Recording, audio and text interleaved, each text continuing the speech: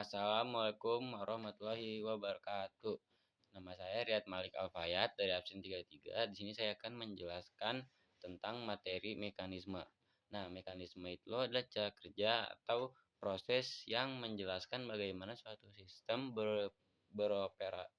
beroperasi atau peristiwa terjadi. Nah, yang pertama di sini saya akan menjelaskan mekanisme evolusi.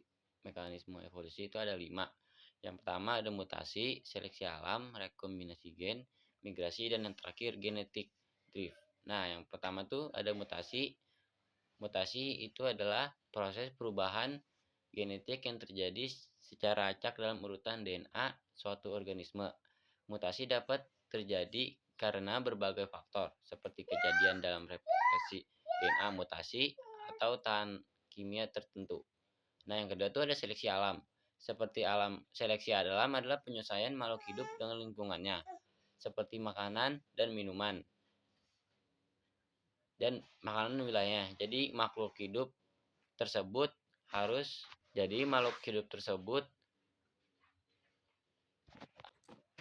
beradaptasi dengan lingkungan sekitarnya terlebih dahulu. Jika tidak cocok dengan tubuhnya, maka dia tidak bisa bertahan di wilayah tertentu. Nah, yang ketiga itu ada rekombinasi gen.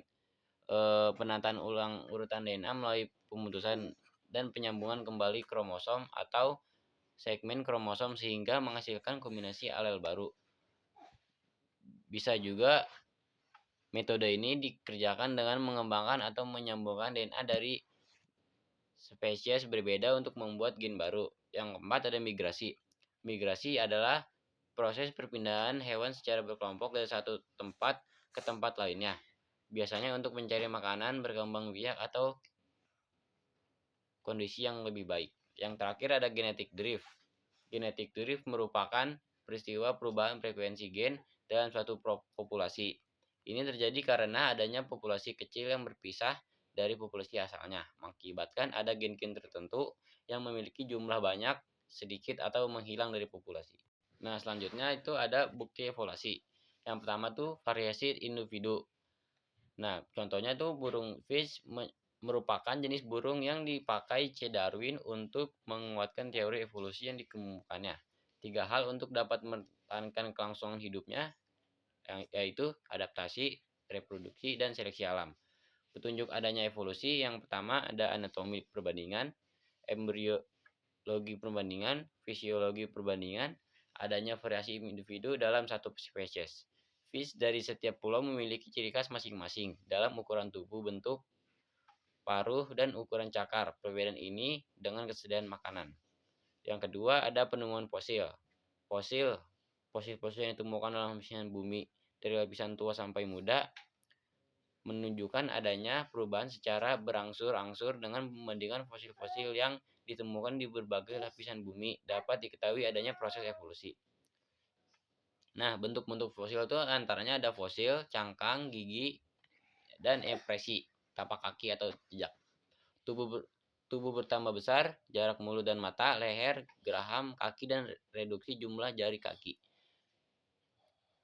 Nah, yang ketiga itu ada homologi. Homologi adalah organ-organ makhluk hidup yang memiliki bentuk asli yang sama, kemudian berubah strukturnya sehingga memiliki fungsi yang berbeda. Karakteristik yang ada pada organisme nenek moyang akan berubah karena seleksi alam. Seiring berjalannya waktu, yang nantinya karakteristik tersebut akan menurun ke turunannya. Spesies yang berkerabat bisa mempunyai karakteristik yang sama tetapi fungsi yang berbeda. Contoh, tulang manusia, kaki kucing, sayap kelelawar, sirip paus dari contoh di atas memiliki struktur yang sama, yaitu sama-sama memiliki humerus, ulna, radius, tulang pergelangan tangan, dan tulang jari-jari. Tetapi walau strukturnya mirip, fungsinya berbeda.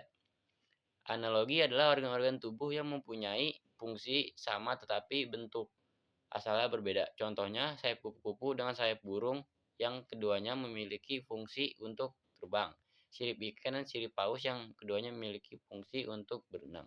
Nah, yang keempat tuh ada embriologi perbandingan. Adalah salah satu bukti evolusi yang dapat digunakan untuk mengetahui kekerabatan suatu organisme dengan organisme lain. Dengan membandingkan proses perkembangan embrio dari organisme tersebut, kesimpulan dari gambar tersebut ya yang keempat tuh, ketika membandingkan perkembangan organisme yang akan keberatannya terkadang sulit untuk membedakan tahap awal satu spesies dengan spesies lainnya. Awal perkembangan ikan mirip dengan perkembangan embrio hewan lain dan manusia. Meskipun bentuk dewasa setiap organisme tersebut jauh berbeda, kebersamaan mereka saat awal perkembangannya merupakan hal yang menguatkan seadanya kesamaan nenek moyang hewan-hewan tersebut.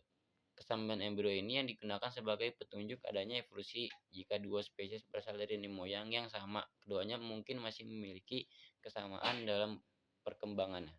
Sekian dari saya, Riyad Malik Afayat, menjelaskan teori mekanisme. Sekian dari saya, terima kasih. Wassalamualaikum warahmatullahi wabarakatuh.